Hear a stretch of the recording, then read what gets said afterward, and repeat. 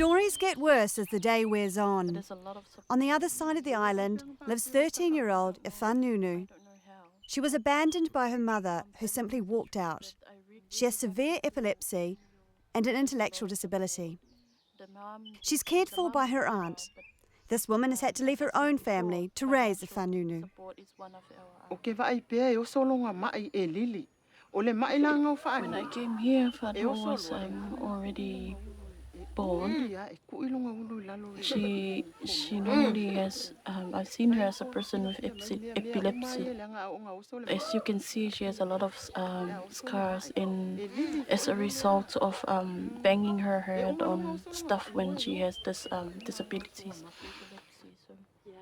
The untreated epilepsy and continuous seizures are causing more brain damage.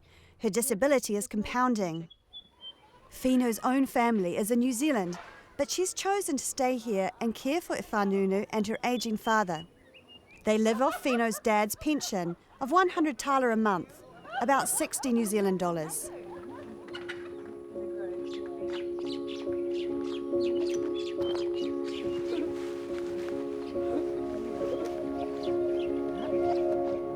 Their extreme poverty means they're unable to provide Whanunu with the proper nutrition she needs. There's no money available for the medicinal therapies that would be freely available in New Zealand. Do you get much support from people around you in your community? Of these young ladies is all my responsibility. Wow. And the sister doesn't send them any money to help? According to her, no. Oh. No more money, yeah. One, I think Whanunu needs some specialist help, I think, that, and that she might thrive more by, with some more just basic medical help. But then the family needs support. And it's not just financial support, it's like people helping to care for Whanunu. And so for Eni she feels completely alone, all of her family is in New Zealand. And, she's here to look after Whanunu and who doesn't have anybody else batting for her. So, you can look around and see they just have very, very little. But there's obviously a very strong bond here because she's not leaving her. So. Yeah.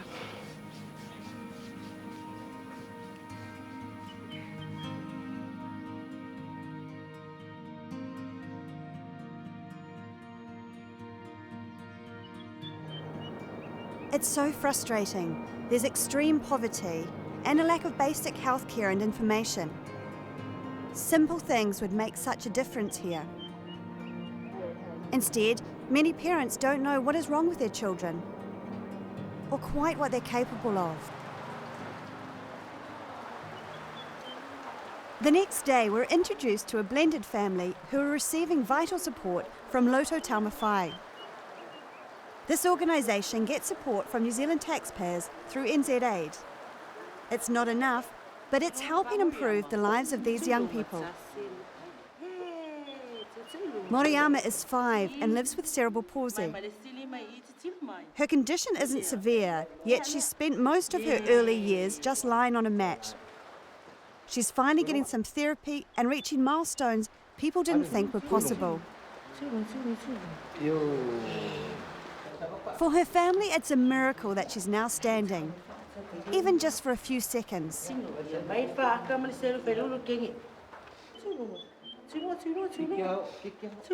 The early intervention team visit Moriyama once a week, extending her strength and mobility through various exercises. She's been rewarded for her hard work with a comb and a mirror, which she proudly uses by herself. So Latina, how has Moriyama's progress been since the early intervention team have been coming to see her? Tina is very appreciative of the program. She realizes that since Moriyama has been in the program, there's a lot of changes in her life now. She's able to sit up, able to crawl, able to hold things.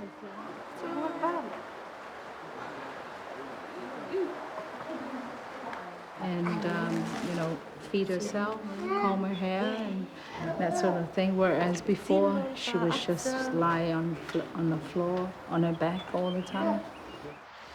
The team have only been in action for a year. Moriam is clearly loving the attention.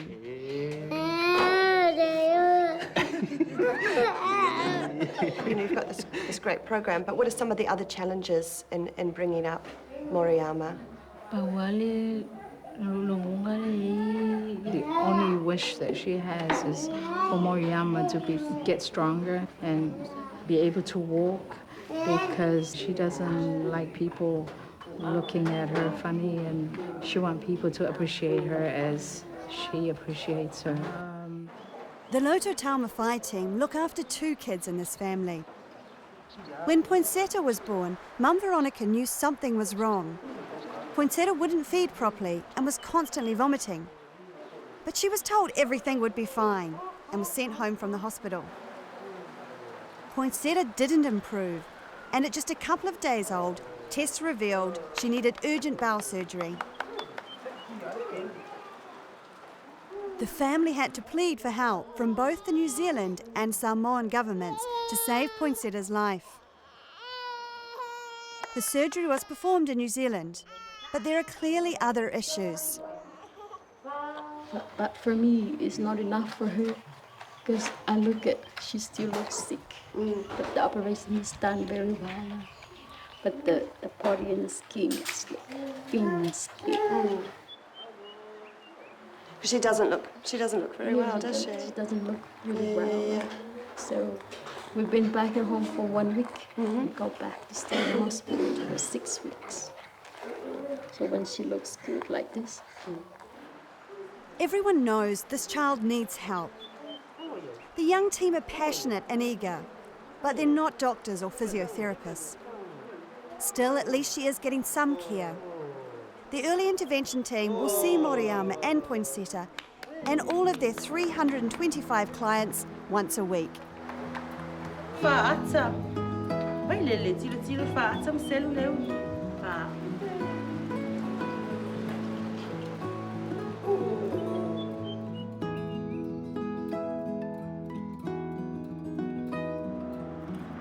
Kids like Moriama will be rejected by their local schools.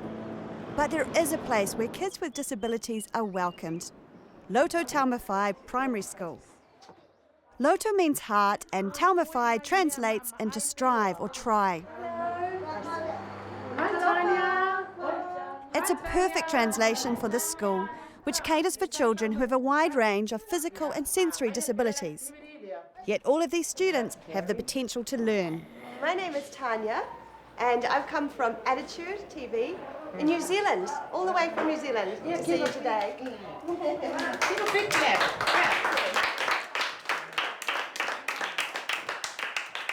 Do you mind if I join the class today?